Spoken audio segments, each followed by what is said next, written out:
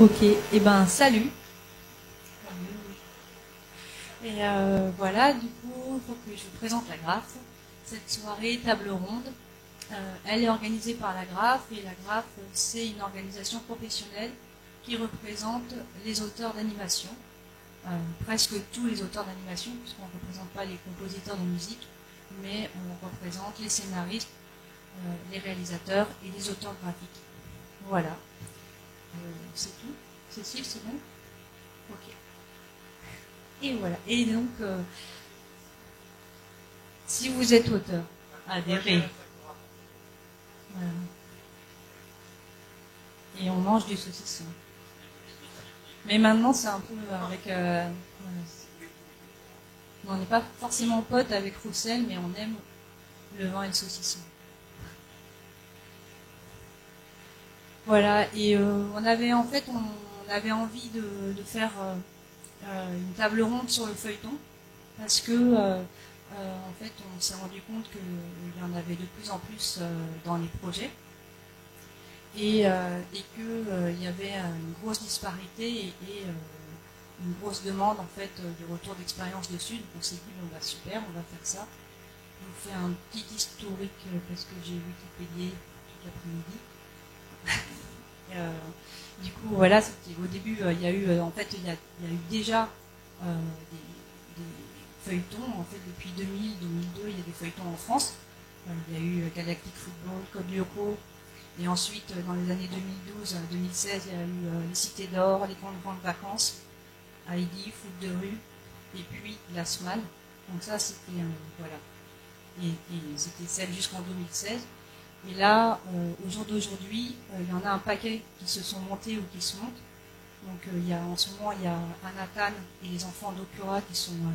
je ne sais pas si vous connaissez. Ah, mais je voulais vous montrer un truc en même temps que je parlais. Désolée. Oui, c'est ma première table ronde. Je suis vraiment désolée. J'avais très très envie de vous parler du feuilleton, mais par contre, je ne sais pas faire. Du coup... Et enfin, Jean-Luc François. Donc, moi j'ai marqué, alors Wiki m'a dit Choupi en 2000. Très bien, en tout cas, ce que j'avais cru comprendre, c'est que tu es un des pionniers de la 3D en animation, en dessin animé. Et puis, tu as réalisé depuis 2012 3 séries des Cités d'Or, les mystérieuses Cités d'Or. Donc, la 2 et la 3 en Asie. Et la 4 qui vient de sortir, je ne sais pas où elle en est. Ah, elle est déjà diffusée. Ouais, en Afrique. Ouais, c'est assez beau. Vous allez voir tout à l'heure, enfin, vous allez voir un petit teaser tout à l'heure. Non. Et en fait, arrive le moment où, effectivement, dans mon parcours, il y a les Cités d'Or qui reviennent, j'en entends parler, je deviens fou. Mais 20 ans plus tard, pouvoir écrire là-dessus et tout, donc voilà, je fais des pieds et des mains. Beaucoup de scénaristes le font à Annecy, et arrive le moment où on arrive dessus avec mon co-auteur de l'époque, et on travaille, et là c'est la reprise de contact avec du feuilletonnant pur et dur, donc une arche avec des écrites et tout, il faut suivre tout ce qui a été écrit en amont, pensé en amont, et servir le projet et tout, en tous les termes d'écriture. Il y avait des contraintes, je crois bien mieux que moi, avec l'auteur d'origine, ceux qui... c'est un projet, voilà, ça a été un serpent de mer pendant des années, et c'était quand même un truc assez extraordinaire. Donc de se retrouver là-dessus, pour moi c'était espèce d'espoir, encore une fois, ça y est, le feuilletonnant revient. Et bon, après, c'est un peu... Encore une fois, parce qu'on se dit, tiens, ça va relancer quelque chose, une dynamique, les Cités d'Or, c'est quand même une marque, un nom, un truc qui fédère, qui va donner le plaisir des parents de regarder ça avec les enfants et tout, d'en discuter et tout, parce qu'on suit. Et après, rappelle-moi ta deuxième question.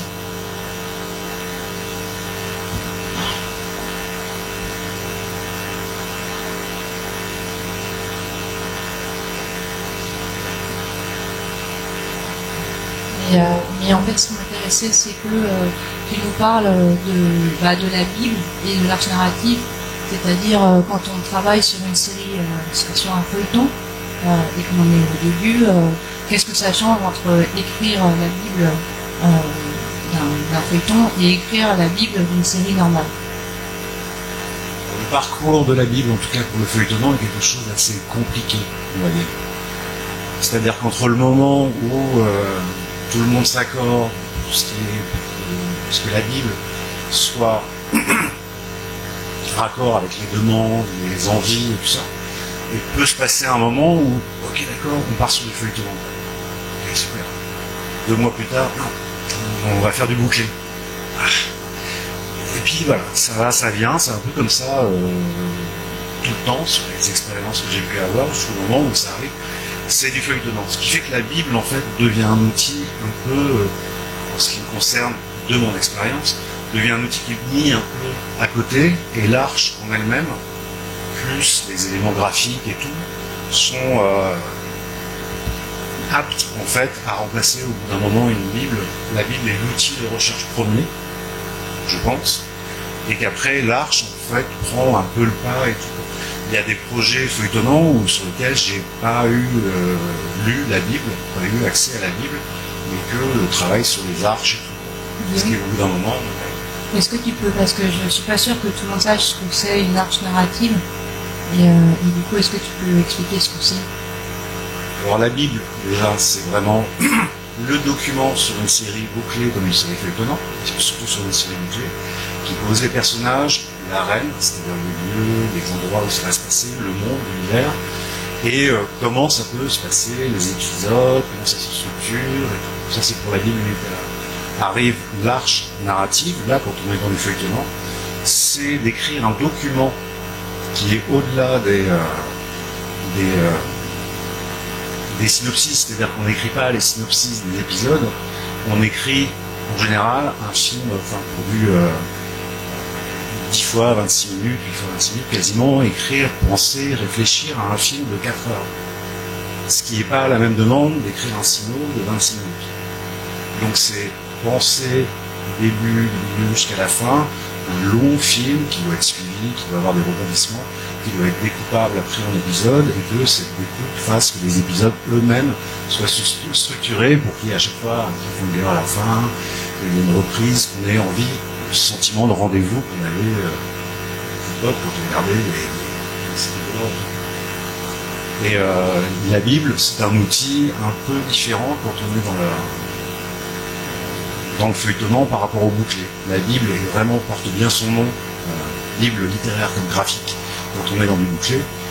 Dans le feuilletonnant, il s'est passé tellement de temps peut-être entre le premier projet, la première ébauche, le travail des Bibles, parce qu'effectivement écrire une arche narrative d'un film de 4 heures, ça prend du temps, ça amène de la réflexion, et la Bible s'en retrouve répercutée par des changements, des machins et tout. C'est jamais un document qui au bout est tellement mis à jour qu'il n'est pas simplement le document qui est mis sur la table, c'est comme ça, c'est The Bible, on ne peut pas en tricher, on ne peut pas bouger, tout. En général, ça devient l'arche qui devient le principal document au point de vue littéraire. Au point de vue graphique, la Bible graphique, elle est posée, c'est l'outil pour lire l'arche littéraire. On va voir des images et un teaser.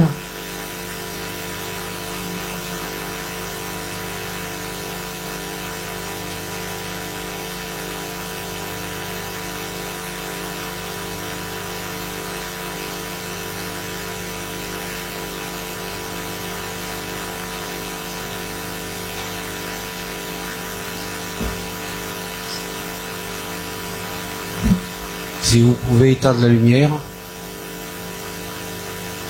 Allô, allô? Tu peux éteindre la lumière, s'il te plaît?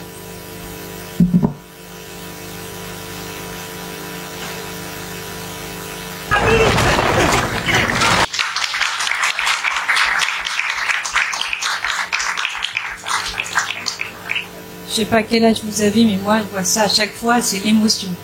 Excusez-moi de vous avoir remis l'air dans la tête.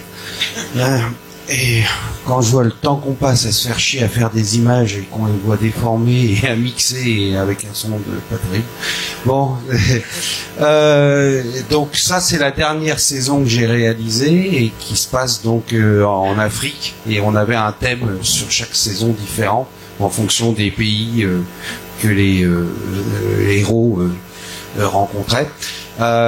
Pour parler un petit peu de l'arche narrative, on avait une arche narrative sur la première saison, donc j'ai fait qui se passait, qui devait se passer normalement, donc une partie à Barcelone, après ça allait en Chine, après ils allaient au Japon, et je crois qu'il y avait un troisième pays encore, ou un quatrième, et il y avait les ayants droit qui étaient qui étaient à la fois producteur de la première série des années 80, donc Jean Chalopin, qui était à la fois donc il avait les droits de la série et il était ayant droit avec Bernard Derriès, qui lui était réalisateur sur la série.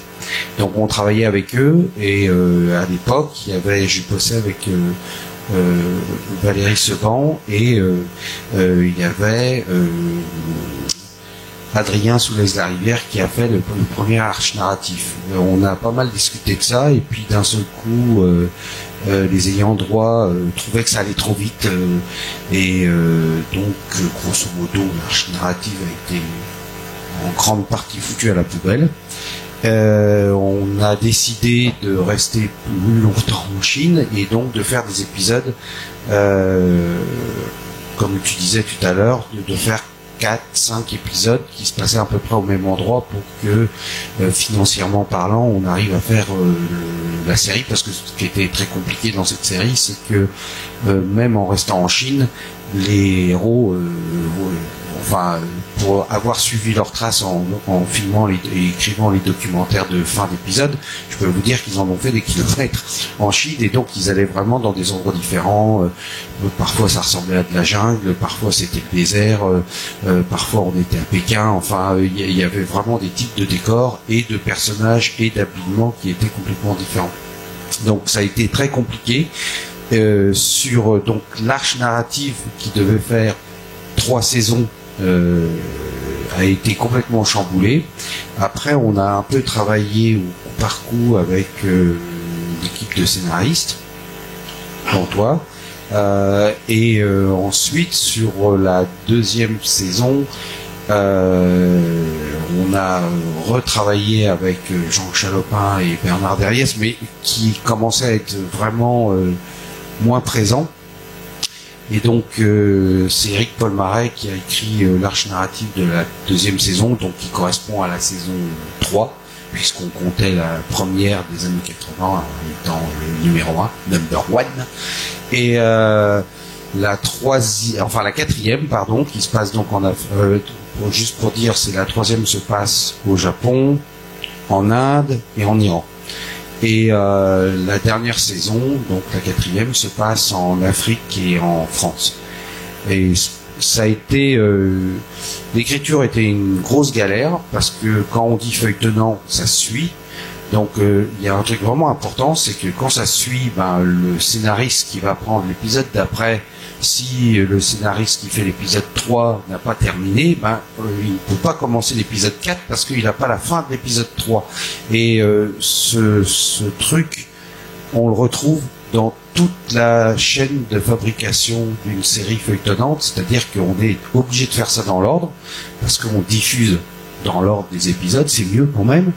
Et par exemple, moi ça m'est arrivé sur des productions où il y a un scénario qui galère à être dans les temps, ou un storyboarder qui commence à avoir un petit coup de chauffe, et donc l'épisode qui n'est pas terminé, on peut le mettre sous le tapis parce qu'on sait que c'est pas feuilletonnant et c'est pas grave, l'épisode 15 passera et il aura le numéro 24, et puis voilà, c'est terminé.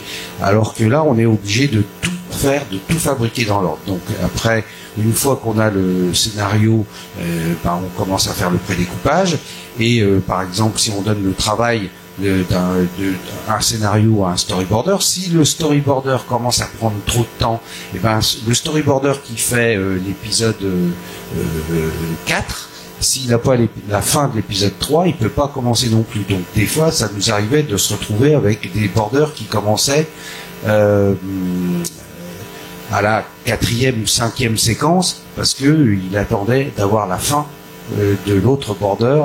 Donc même si moi en tant que réalisateur je l'aidais vachement, je prédécoupais beaucoup de choses pour que justement ça puisse fonctionner, il y a des moments le placement des personnages dans la séquence, dans les décors et tout, c'était trop compliqué, donc on attendait d'avoir la fin même ref pour pouvoir refaire le début de l'épisode d'après quoi.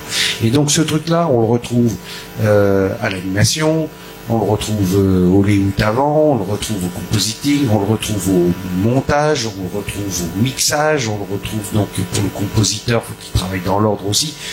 Tout ce truc nous suit jusqu'au bout et c'est vraiment très compliqué parce que dès qu'il y a un grain de sable dans l'engrenage de la fabrication, ça devient une grosse galère et même pour le producteur livre les épisodes et une fois qu'il a livré les épisodes, il est payé. Donc lui, il a intérêt à ce que les épisodes soient déjà livrés en temps et en heure. Et en plus, le diffuseur, lui, si on lui livre les 5 premiers épisodes et le 6e était pas prêt, on te donne le 8e et il en a rien à faire puisqu'il va pas le diffuser comme ça, quoi. Donc c'est vraiment une très grosse galère de faire du feuilletonnant. Et c'est très plaisant, hein. Moi je me suis éclaté, puis comme j'ai réalisé les 3 saisons et que ça a un peu changé au moment sur l'écriture, etc. En fait, je finissais par être un peu le vieux sage là qui se rappelait de ce qui s'était passé dans la première saison.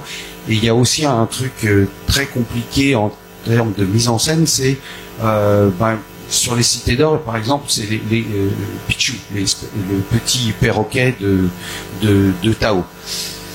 À des moments, Pichou, il disparaissait du scénario, et puis le storyboarder, en discutant, on se dit, ah merde, il est passé où lui? Bon, allez, tac, on va le faire apparaître à cet endroit-là, on rajoute un petit dialogue marrant, puis hop, ça y est, c'est fini. Et puis, d'un seul coup, nous aussi, on l'oubliait. Et que d'un seul coup on montait l'animatique et puis on regardait, putain, où est-ce qu'il y a encore ce perroquet, on l'a encore oublié. Et sans arrêt, il y a vraiment des passages aussi qu'il y avait avec pendant un moment sur la première saison, il y avait un livre, le livre des prophéties, et d'un seul coup il y a plein de petits détails comme ça où d'un seul coup on se disait, mais ah ouais, les gamins ont laissé le livre dans le Condor. Et on se retrouve 10 épisodes plus loin où ils sont toujours pas retournés au Condor et ils ont le bouquin avec eux. Et d'un seul coup, c'était genre, on a complètement oublié ce détail, et c'était aussi d'arriver à trouver une pirouette pour que les gamins puissent consulter ce fameux bouquin en trichant, quoi. Donc, généralement, on avait Pichou qui s'en va, qui va chercher le bouquin, il en chie parce que le bouquin est super lourd et qu'il a des petites ailes. Enfin bon, voilà quoi. C'est une espèce de mécanique très compliquée parce qu'il faut jamais rien oublier et c'est très dur. Moralité, non, il faut qu'il prenne une autre moralité. En fait, il faut un Pichou. Dès que tu fais des feuilletonnants, il faut avoir un Pichou de secours.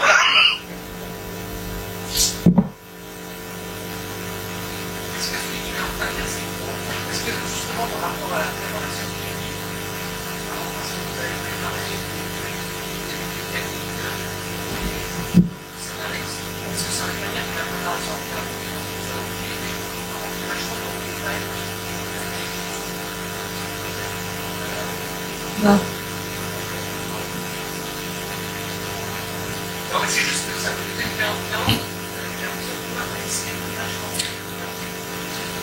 Alors, non mais justement c'est ce que je disais, c'est que moi qui suis auteur de l'arche narrative, j'ai aussi écrit tous les synopsis.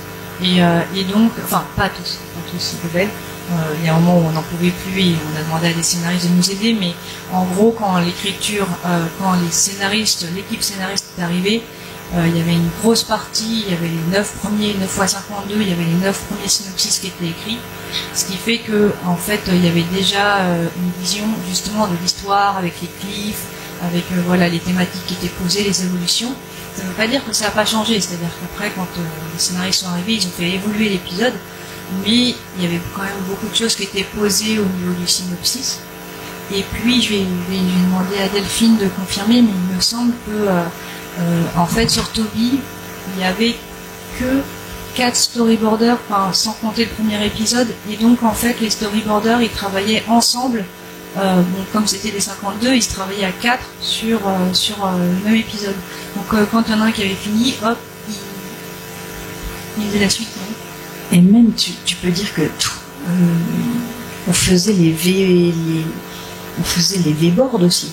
Enfin, toi en tant que directrice d'écriture, t'es intervenue une fois que les scénarios étaient validés, parce que la validation du scénario, ça pose quand même des choses assez précises sur les débuts et les fins des épisodes. Une fois que les épisodes étaient validés, à ce moment-là, ça passait en V-board. La V-board, c'était, on reprenait une demi-journée par 26 minutes, où on était avec Timothée.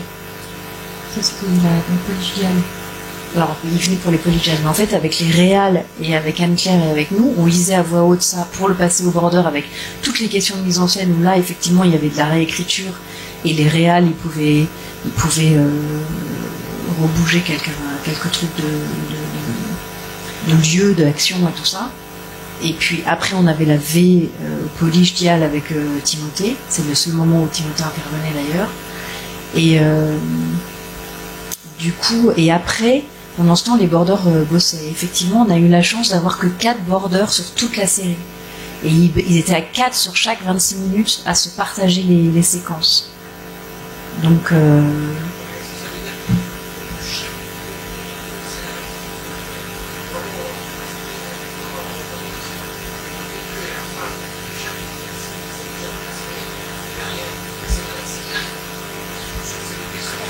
en fait, on avait nous.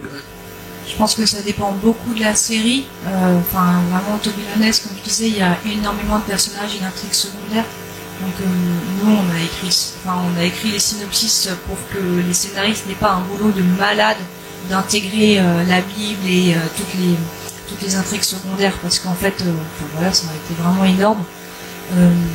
De notre expérience, on avait quand même, on avait le point de départ, le point d'arrivée, on disait à notre popote si jamais on trouvait voilà, qu'il y avait des choses à modifier, mais on avait quand même la clé de départ, la clé d'arrivée, et si jamais il y a eu des modifications, c'est vous qui nous les avez demandé, parce qu'il y avait des choses qui avaient bougé au premier épisode ou à l'épisode 11, donc vous avez toujours un peu gardé la main sur... nous, on était contraints par... on les prend à tel moment, et on les lâche à tel moment dans tel état. Et après, si ça on ne pouvait pas se permettre, nous en tant que binôme, de dire finalement on a totalement changé la fin de l'épisode parce qu'on a trouvé ça plus fun, parce que ça détruisait tout l'équilibre que vous aviez construit et sur lequel vous aviez la vision que nous n'avions pas. Pareil pour les bornes.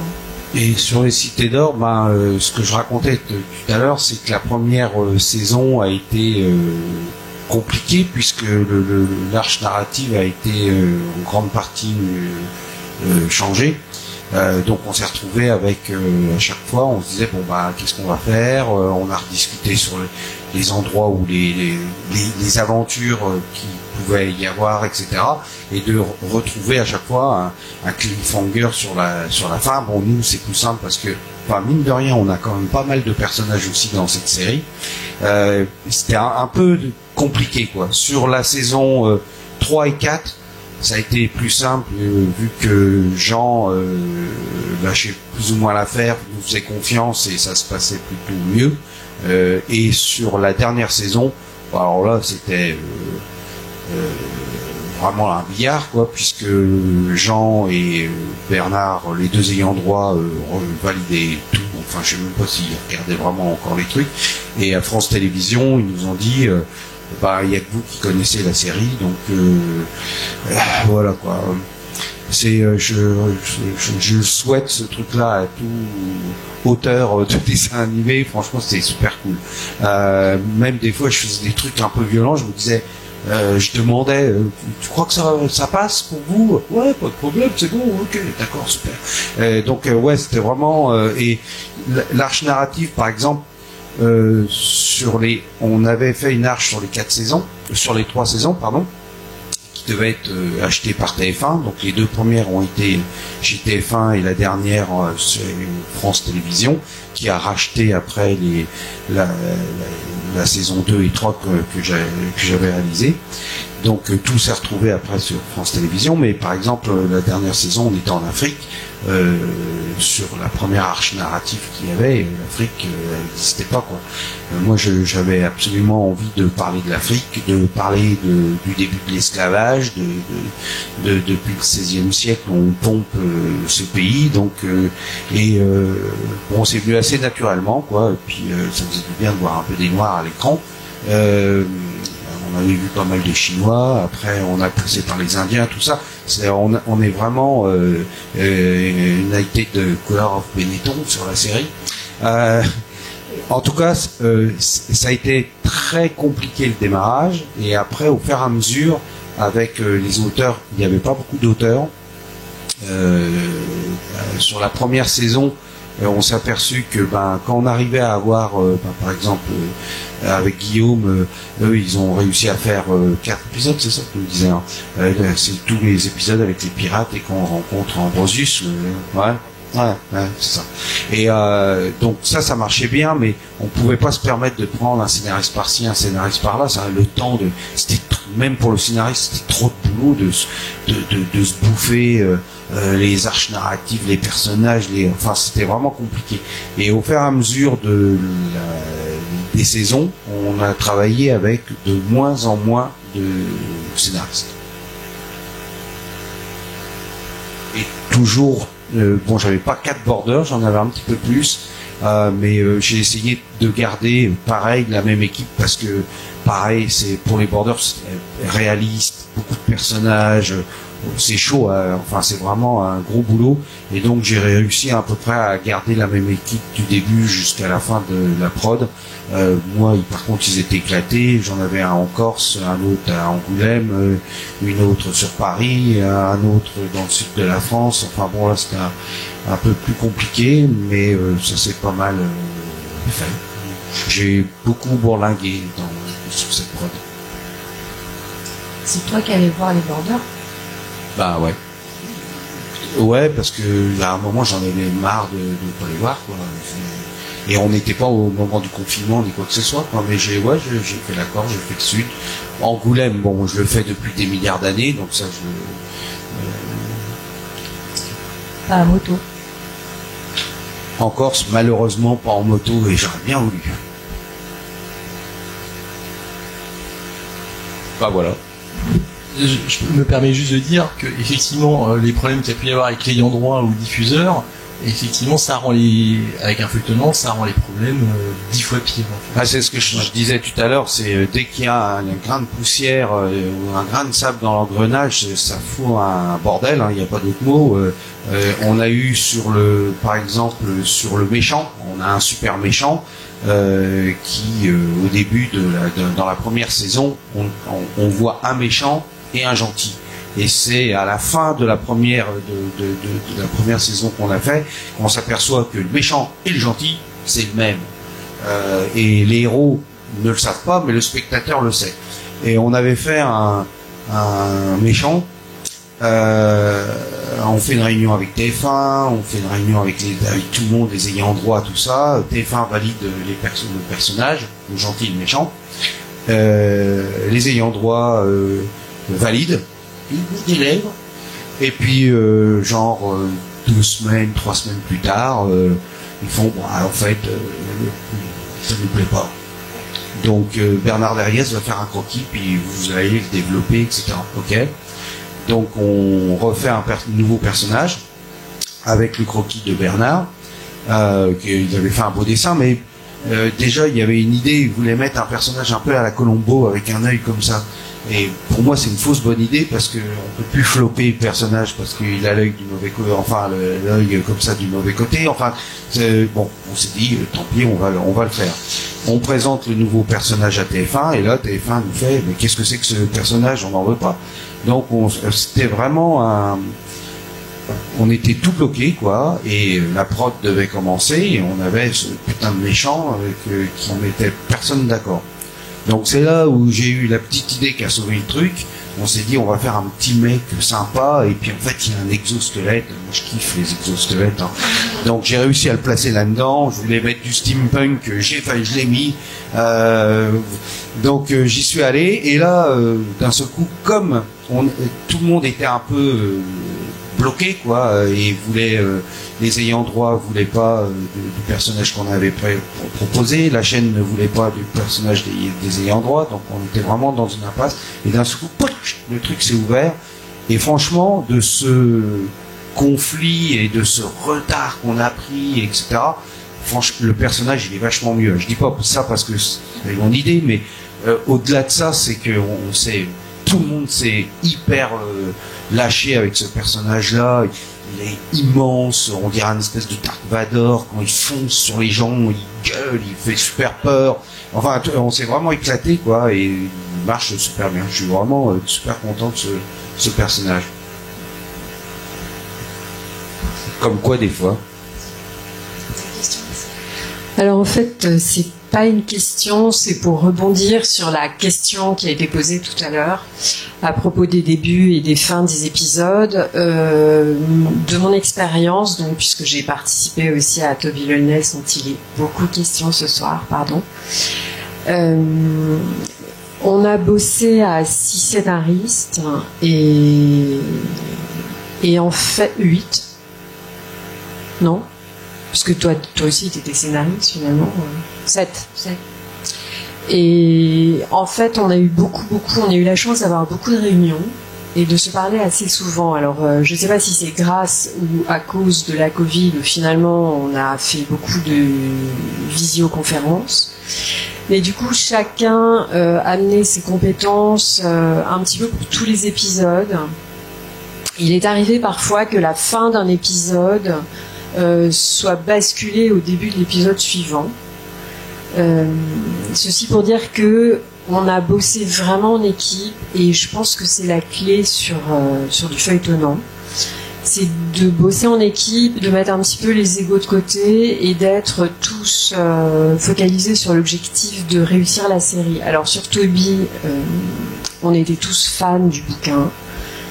On se connaissait tous, et donc ça a été très très simple, avec des moments parfois compliqués parce qu'il y a eu des retards, il y a eu des moments dans l'écriture où on était empêché d'écrire, et comme le disait très bien Thierry, c'est vrai que parfois c'était un petit peu long d'attendre l'épisode d'avant, mais finalement il y a eu cette expérience de l'écriture collective d'une certaine manière, même si c'est dessiné au fur et à mesure au fil des épisodes qu'on écrivait, des compétences spécifiques de chacun par rapport à certains personnages et à certains lieux. Et donc il y avait des gens, même si Anne-Claire était celle qui connaissait tout et toute la série, il y avait certaines personnes qui savaient faire parler tel ou tel personnage, et on les sollicitait. Et la dernière chose que je voudrais ajouter, c'est que c'est la première fois de ma vie de scénariste où j'ai pu lire tous les épisodes d'une série. Et je pense que ça devrait être quelque chose de plus fréquent, parce que c'est très stimulant. C'est une aide à la création, et c'est absolument, à mon avis, indispensable pour entrer dans une série, qu'elle soit feuilletonnante ou pas. Donc j'encourage les directeurs d'écriture et les producteurs à multiplier ce genre d'expérience, parce que pour un auteur c'est vraiment génial.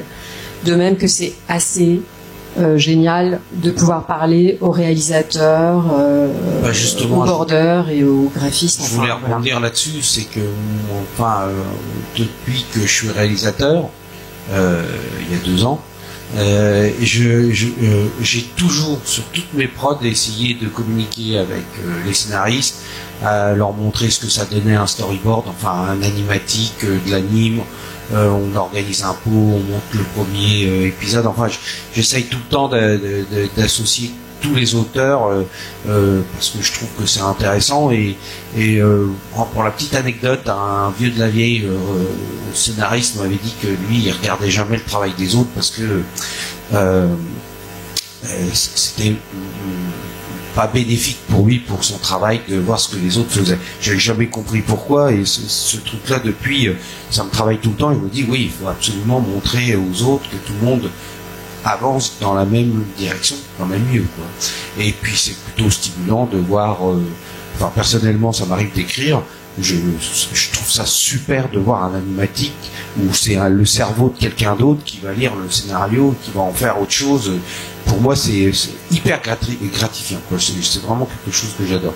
Donc voilà quoi, je pense que il y a eu beaucoup de producteurs ou des directeurs artistiques dans des boîtes de prod, etc., qui essayaient un peu le fameux diviser pour mieux régner, qui avait un peu la main mise sur ces petits auteurs, scénaristes, et puis faut pas discuter avec le réalisateur parce qu'il sait pas parler à des scénaristes, etc. Enfin, il y a eu pendant longtemps ça, et je pense que c'est en train d'évoluer dans le bon sens, en tout cas.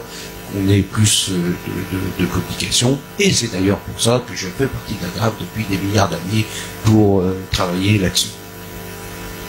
Et pour plus soyer par rapport aux auteurs graphiques, c'est pareil, c'est un apport énorme de pouvoir faire partie de l'équipe de création, parce que on est en train de construire, quand on construit un univers, au départ on n'a que des feuilles blanches, et on s'alimente de plein de choses. Moi je me suis alimenté au départ du livre, mais assez vite avec mes visuels, les scénaristes ont commencé à rebondir sur même des idées visuelles qui ont été intégrées dans l'histoire, des moyens de transport, des choses qui n'existaient pas dans le livre, mais que moi j'avais imaginé comme ça, et comme on était vraiment dans la même salle et qu'on discutait ensemble, même des personnages, de la création des personnages, mais toi tu vois comment, mais plus comme ci, plus comme ça. Enfin, il y avait vraiment un accouchement commun qui a fait qu'on allait déjà beaucoup plus vite, et que c'était très cohérent, parce qu'on était tous d'accord, quoi. Enfin, il y avait pas de sujet, et je pense que ça servait aussi à l'écriture d'avoir ce support graphique, pour pouvoir se projeter dans les univers, d'autant que la circulation dans l'arbre, on se posait un peu la question il y a des choses qui restent très très abstraites pendant très longtemps, tant qu'on s'y est pas attaqué de front en disant bon bah voilà, l'arbre il est comment, il faut faire un plan, il faut faire l'arbre en entier, il faut faire par quelle branche il passe, quel est le tout de chemin, enfin tout un travail qui sera jamais vu par personne qui regarde la série, mais qui est super utile pour toutes les personnes qui vont travailler ensemble. Et ça, c'est hyper important de pouvoir le développer ensemble, et de pouvoir le développer avec le réalisateur qui lui va être le maître d'orchestre de tout, en disant attends, là ces lieux-là il faut qu'ils soient quand même moins éloignés, parce qu'il va y avoir plein de moments où va y avoir des allers-retours, donc il faut que ce soit et donc ça a été hyper bénéfique pour tout le monde, et nous, enfin notre relation assez vite, et la façon dont on a fait une équipe autour de Toby, c'est quelque chose qui nous a aussi beaucoup poussé, et beaucoup essayé de faire vraiment le mieux. Enfin, comme tu disais, de voir ce que font les autres, de voir l'implication des autres, et de faire partie d'un groupe. Nous, on est autant auteur, enfin nous on est auteur en tant que dessinateur, mais on apporte notre pierre à l'ensemble de l'édifice, y compris de l'écriture. Enfin, l'univers, c'est vraiment monté ensemble.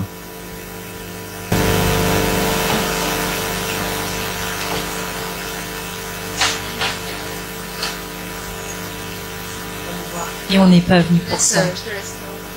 Non, mais je pense qu'ils ont très bien clos, et voilà, maintenant on a vraiment très soif, on a beaucoup parlé, j'espère que vous avez appris des choses, et voilà, que quand vous ferez des séries feuilletonnantes, vous aurez quelques outils déjà. Vous pouvez continuer à nous poser des questions. Hein. Ouais, carrément, on continue. Avec la bouche pleine.